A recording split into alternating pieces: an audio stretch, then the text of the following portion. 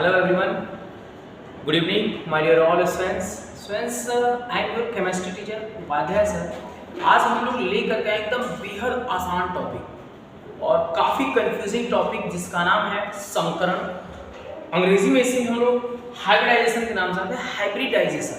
यहाँ से स्टूडेंट्स हैं आप किसी भी बोर्ड के हो, like UP board, Bihar board, CBSE and Jharkhand board, MP board, means मैं बोलूँ कि किसी भी स्टेट बोर्ड से हो, अगर आपको मेरी लैंग्वेज समझ आ रही है तो आप हाइब्रिडाइजेशन से रिलेटेड एक नंबर का क्वेश्चन कंफर्म बनाएंगे इस साल जो आएगा आपके बोर्ड एग्जाम 2023 में आएगा, कंफर्म बनाएंगे ये गारंटी।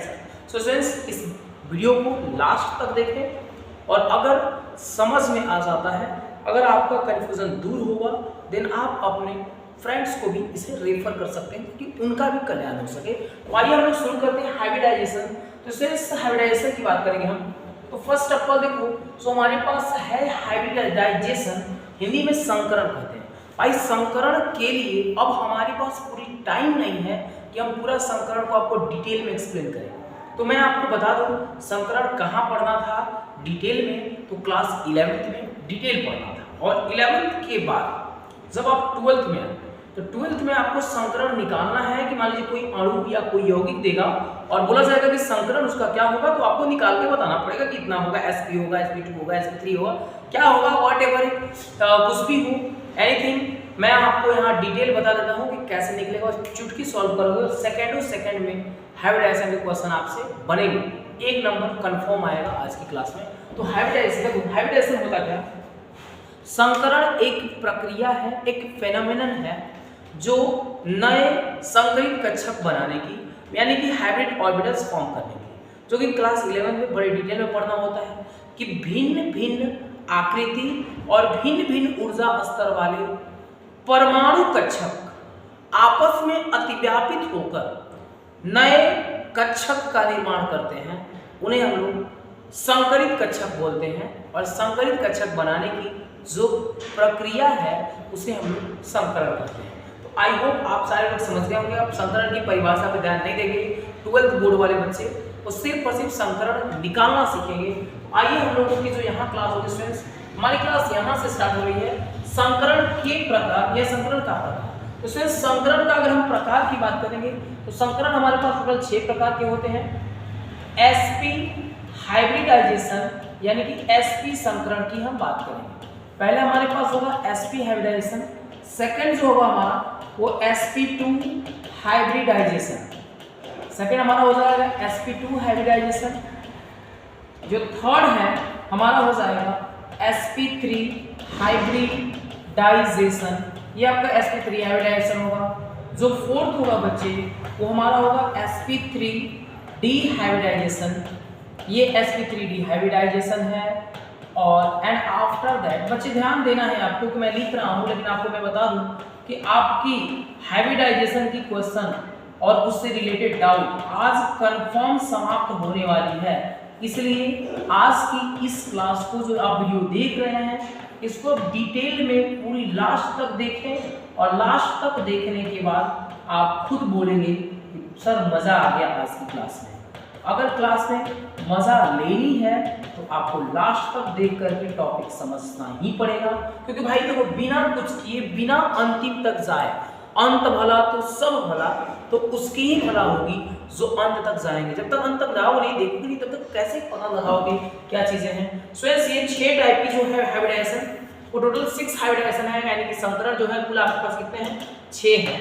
अब बच्चे इस संकरण को निकालने से पहले आपको ध्यान रखना होगा कुछ बातों का, वो बातों का ध्यान नहीं रखना है। sp हाइब्रिडाइजेशन यानी कि sp संकरण, तो sp संकरण का मतलब ये हुआ बच्चे कि sp यानी कि एक परमाणु कक्षक s वाला और एक परमाणु कक्षक p, तो यानी कि s का पावर 1 और p का पावर 1, दोनों का पावर अगर जोड़ेंगे तो 1 + 1 कितना हो जाएगा बच्चे 2। यानी कि आपको कुछ बातें ध्यान रखनी है कि जो संकरण निकालना है तो sp संकरण हम तभी बोलेंगे जब दो परमाणु कक्षक आपस में अतिव्यापित होंगे, यानी कि s का एक और एक p का, तो sp होने के लिए आपको 2 याद रखना होगा। अब हम बात करते हैं sp2 संकरण। sp2 का मतलब कि s का 1 और p का 2, 1 + 2 3, यानी कि आपको sp2 के लिए 3 याद रखना होगा बच्चे। ठीक उसी प्रकार S का 1 और P का 3, तो 3 और 1 4, तो आपको यहाँ बच्चे ध्यान रखना होगा कि 4 हो जाएगा sp3 के लिए, S का 1, P का 3 और D का 1, क्योंकि 1 3 4 और 1 5, तो आपको यहाँ 5 याद रखना होगा। कभी भी ध्यान रखिएगा, 2 हो तो sp, 3 हो तो sp2, 4 हो तो sp3, 5 हो तो sp3d। उसी तरह से S का 1, P का 3, 3 1 4 2 6, तो यहाँ हो जाएगा 6 के लिए आपको ध्यान रखना होगा sp3d2 हाइब्रिडाइजेशन हो जाएगा। और फिर लास्ट वाला जो S का 1, P का 3 और D का 3, मतलब 3 2 5 3 1 4 3 7, यानी कि 7 ध्यान रखना होगा आपको यहाँ पे। बच्चे ये बातें आपको मस्ट है, इंपॉर्टेंट है, VVI बोल सकते हैं हम इसको, वेरी वेरी इंपॉर्टेंट। कोई पूछेगा कि sp संकरण में कितने कक्षक अतिव्यापित होते हैं, कितने कक्षक भाग लेते हैं, तो 2 कक्षक भाग लेते हैं। sp3 में कितने भाग लेते हैं, तो 4। sp3d2 में कितने भाग लेते हैं, तो 6। ऐसे करके आपको ध्यान रखना है। ये पहली बात ध्यान रखनी है संकरण निकालने के लिए। दूसरी बात आपको ध्यान रखनी होगी, number of valence electrons. Number of valence electrons, जिसको बच्चे हम लोग संक्षेप में VE के नाम से जानते हैं, VE के नाम से जानते हैं। अगर हम बात करेंगे नंबर ऑफ वैलेंस इलेक्ट्रॉन की, तो बच्चे हिंदी में कहेंगे संयोजी इलेक्ट्रॉन की संख्या। ये संयोजी इलेक्ट्रॉन की संख्या कहाँ वो देखनी है, किस में देखनी है, तो बाबू रे आप सभी को ध्यान रखना है कि परमाणुओं में, किसमें देखना है, परमाणुओं में। जो संयोजी इलेक्ट्रॉन होते हैं, उन संयोजी इलेक्ट्रॉनों की संख्या किसमें काउंट करनी है, गिननी किसमें है, परमाणुओं में गिननी है। क्योंकि आपको मैंने बोला है कि संकरण में भाग लेने वाले परमाणु, मतलब 2 या 2 से ज्यादा परमाणु हो सकते हैं संकरण में भाग लेने वाले, तो संकरण में भाग लेने वाले परमाणुओं में संयोजी इलेक्ट्रॉन देखना है। जैसे हम लोग बात करें अगर उदाहरण की, तो आप मान लीजिए कार्बन को ले सकते हैं, ऑक्सीजन ले लीजिए, नाइट्रोजन ले लीजिए, इस तरह से कोई भी तत्व ले सकते हैं। मान लीजिए कार्बन का परमाणु संख्या 6, ऑक्सीजन का 8, नाइट्रोजन का 7 होता है बाबू, तो आप 7 ले लीजिए। अब कार्बन का इलेक्ट्रॉनिक विन्यास करेंगे तो 2,4 आएगा, इसका करेंगे तो 2,6 आएगा, और बच्चे इसका करेंगे तो 2,5 आएगा। अब आप सारे बच्चों को मैं एक चीज बता देता हूं, क्लियरिफाई कर देता हूं। संयोजी इलेक्ट्रॉन का मतलब होता है कि परमाणु के बाह्यतम कोश में इलेक्ट्रॉनों की संख्या, ई की संख्या मतलब इलेक्ट्रॉनों के, परमाणु के बाह्यतम कोश में इलेक्ट्रॉनों की संख्या जो है वही आपको संयोजी इलेक्ट्रॉन कहलाएंगे। तो अब आप देख सकते हैं कार्बन के बाह्यतम में कितने हैं, 4, यानी कि कार्बन के संयोजी इलेक्ट्रॉन 4 हो जाएंगे। ऑक्सीजन का कितना हो जाएगा, 6, और नाइट्रोजन का कितना हो जाएगा, 5। ठीक इसी प्रकार से और भी होंगे जिनके संयोजी कोश में आपको 4 5 6 इलेक्ट्रॉन होंगे। तो बाबू ध्यान रखना होगा, कोई बोलेगा आपसे कि कार्बन का वैलेंस इलेक्ट्रॉन यानी कि संयोजी इलेक्ट्रॉन कार्बन का कितना होगा, तो भाई आप बोल सकते हैं कि कार्बन का जो संयोजी इलेक्ट्रॉन यानी कि Ve है वो है कितना, 4। ऑक्सीजन का Ve है कितना, तो 6, और नाइट्रोजन का Ve है कितना, तो आप बोलेंगे 5। हम उम्मीद करेंगे कि सारे लोगों को पहले वैलेंस इलेक्ट्रॉन क्लियर हो गया। अगर जिनको वैलेंस इलेक्ट्रॉन क्लियर है उनका संकरण डेफिनेटली क्लियर होगा। बस ध्यान देते रहिए, बहुत ज्यादा कुछ आपको लिखवा नहीं रहेगा, बस छोटी छोटी बातें ध्यान रखिए बच्चे। अब हम लोग बात करेंगे ये जो संकरण है उसको निकालने का ट्रिक क्या होगा हमारे पास। तो बच्चे जो ट्रिक है इसको 2 तरीके से समझना है, 2 ट्रिक यहाँ एप्लीकेबल है। हम लोग बोलेंगे कि यदि किसी अणु या यौगिक, किसी अणु या यौगिक में संपूर्ण यानी कि कुल, किसी अणु या यौगिक में कुल संयोजी इलेक्ट्रॉन, किसी अणु या यौगिक में कुल संयोजी इलेक्ट्रॉन 8 या 8 से कम हो, 8 या 8 से कम हो, 8 या 8 से कम हो, बच्चे ध्यान देना, 8 या 8 से कम हो तो 2 से भाग देते हैं। ध्यान रखो कि अगर हम संकरण निकाल रहे हैं किसी अणु या यौगिक का, उसमें संयोजी इलेक्ट्रॉनों की संख्या 8 या 8 से कम हो तो हम लोग भाग किससे देने वाले हैं बच्चे? 2 से भाग देने वाले हैं। और आपको दूसरा ध्यान रखना है कि यदि किसी अणु या यौगिक में कुल, यदि किसी अणु या यौगिक में कुल जो है बच्चे संयोजी इलेक्ट्रॉन, कुल संयोजी इलेक्ट्रॉन 8 से अधिक हो तो 8 से अधिक हो तो 8 से भाग देते हैं। मतलब ये ध्यान रखना है कि यदि किसी अणु या यौगिक में संयोजी इलेक्ट्रॉन बच्चे कितने हों, 8 या 8 से कम हो, 8 या 8 से कम होंगे तो आपको भाग किससे देना है? 2 से। और यदि किसी अणु या यौगिक में संयोजी इलेक्ट्रॉन की संख्या यदि 8 से अधिक है तो भाग किससे देना है? 8 से देना है। अब आइए हम लोग चेक करते हैं संकरण निकालना कैसे होता है। उदाहरण लेकर के चलते हैं, संकरण निकालने की उदाहरण लेकर चलेंगे, टेंशन नहीं लेना है। पहला उदाहरण लिया जाए CO2। अब ध्यान देना है कि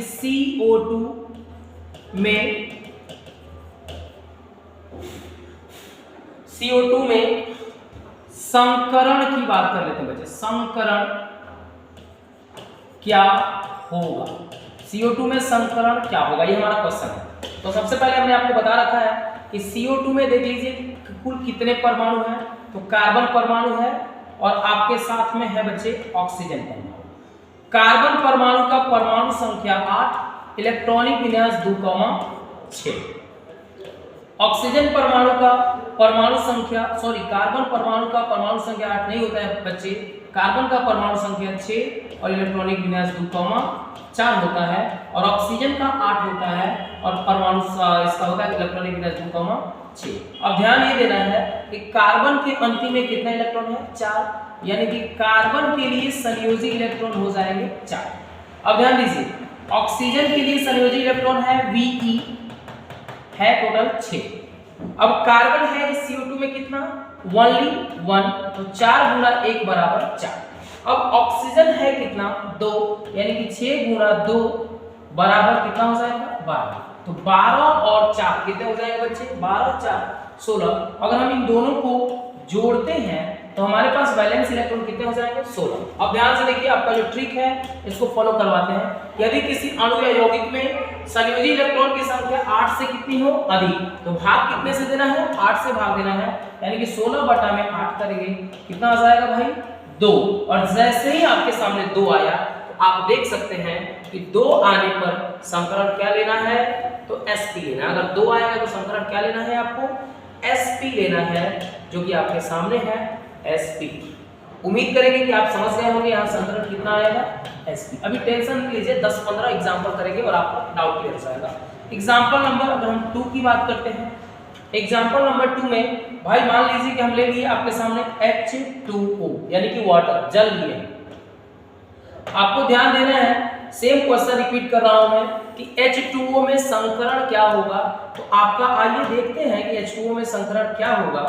H2O की अगर मैं बात करूं तो देख सकते हैं हम, H2O में H है और है कौन? O है। H का परमाणु संख्या 1 और इसमें जो है Ve यानी कि वैलेंस इलेक्ट्रॉन कितना हो जाएगा? 1, लेकिन हाइड्रोजन है क्या? 2 1 गुना 2 बराबर कितना हो जाएगा? 2। ऑक्सीजन का परमाणु क्रमांक होता है 8, इलेक्ट्रॉनिक विन्यास करेंगे तो 2,6, यानी कि यहाँ से Ve हो जाएगा कितना? 6। और गुणा करके देखेंगे ऑक्सीजन है कितना? 1, तो 6 गुना 1 बराबर कितना हो जाएगा बच्चे? 6। यानी कि H2O में संयोजी इलेक्ट्रॉन कुल मिलाकर के हमारे पास है कितने? 8 है। 1 हमने बोला है कि यदि किसी अणु में या यौगिक में कुल संयोजी इलेक्ट्रॉन की संख्या या तो 8 हो या 8 से ज्यादा हो तो भाग किस 8 हो या 8 से कम हो तो 8 है, भाग किससे देना है? 2 से, यानी कि बटा में 2, 2 चौका 8। बच्चे आ गया 4 के लिए जो आपका संकरण है, आपको पता है कि 4 के लिए जो संकरण होगा वो क्या निकलेगा? Sp3। इस तरह से जल का जो संकरण होगा वो Sp3 होगा, जल का जो संकरण होगा वो क्या जाएगा? Sp3 आएगा। टेंशन नहीं लेना है, अभी तो बहुत कुछ बाकी है। अब आते हैं अब हम आते हैं अगले एग्जाम्पल के ऊपर। तो अगले एग्जाम्पल को लेकर के चलेंगे, लेकिन हर एग्जाम्पल के सामने यह जो ट्रिक है इस ट्रिक को रखेंगे ताकि आप सभी बच्चों का तब तक हम लोग आगे न बढ़ाएं जब तक कि आपको ट्रिक से चीजें समझ ना आ जाए। टेंशन नहीं लेना है, बिल्कुल भी टेंशन नहीं रखना है, कैसे क्या चीजें आएंगी, कैसे क्या होंगी, ये सारी चीजें आपको क्लेरिफाई होंगी, टेंशन नहीं लीजिए। अब एग्जाम्पल नंबर अगर हम बात कर रहे हैं, एग्जाम्पल नंबर 3, एग्जाम्पल नंबर 3 में अगर बच्चे आपको कोई देते हैं NH3 अमोनिया, NH3 अमोनिया में संकरण की हम बात करें, अमोनिया में संकरण क्या होगा, जब अमोनिया में संकरण की अगर हम बात करें क्या होगा, तो यहाँ देखिए NH3 यानी कि N और H, NH3 यानी कि N और H ये है।